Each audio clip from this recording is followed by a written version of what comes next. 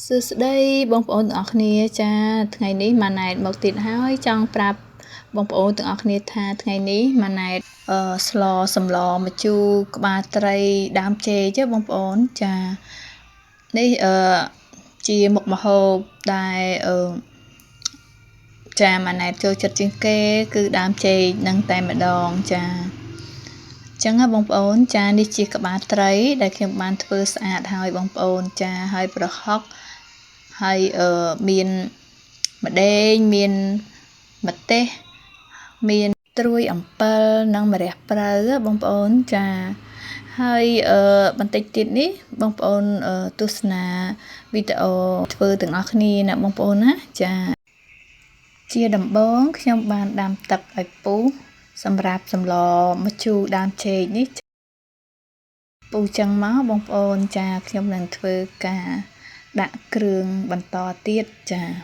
ជាមួយនឹងម្ដេងចាហើយម្ទេសដាក់ដំបងដាក់ពីមុខនេះសិនណាបងប្អូនចាម្ដេងហើយនិងម្ទេសបងប្អូនដើម្បីកាត់ឆ្អាបបន្ទាប់មកខ្ញុំដាក់ប្រហុកនេះបងប្អូនចាសម្លម្ជូរងាយធ្វើទេចាបងប្អូនសម្រាប់បងដែលគាត់ធ្វើម្ហូបចាជាមេផ្ទះគឺគាត់សម្រាប់សម្លម្ជូរគឺគាត់ងាយបំផុតហើយចាហើយគ្រាន់តែថាអ្នកខ្លះគាត់ចូលចិត្តជូរខ្លាំងអ្នកខ្លះទៅគាត់ចូលចិត្តជូរមកល្មមអីចឹងទៅបងប្អូនណាចាហើយ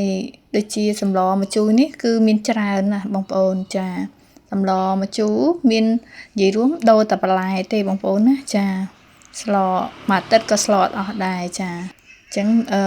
ថ្ងៃនេះខ្ញុំយកសម្លម្ជូរដើមចេកមកធ្វើជាវីដេអូឲ្យបងប្អូនទស្សនាចា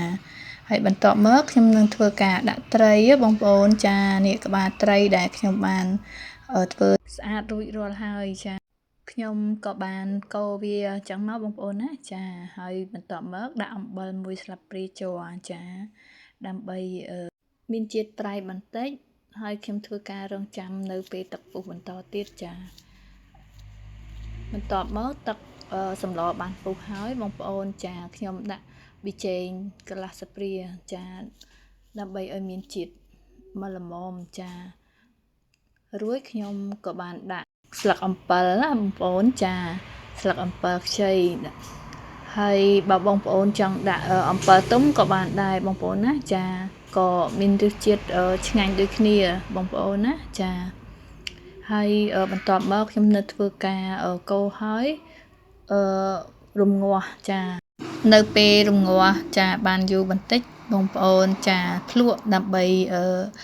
ចង់ដឹងថារសជាតិជូរដល់កម្រិតណាអញ្ចឹងបងប្អូនអាចយកត្រឹមដឹងអញ្ចឹងណាបងប្អូនណាចាអញ្ចឹង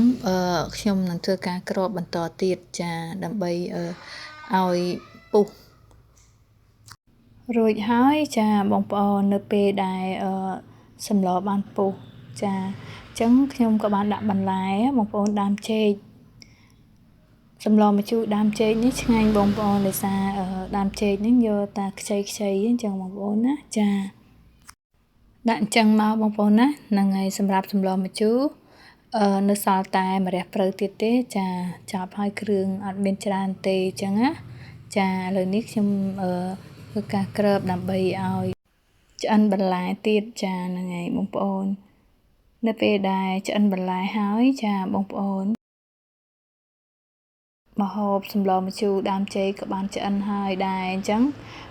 ជាចុងក្រោយនេះខ្ញុំដាក់តែម្រះព្រៅមកបងប្អូនណាចាជាការស្រេចចាសំបីតែឃើញសម្លនេះក៏ចង់ញ៉ាំដែរបងប្អូនណាចា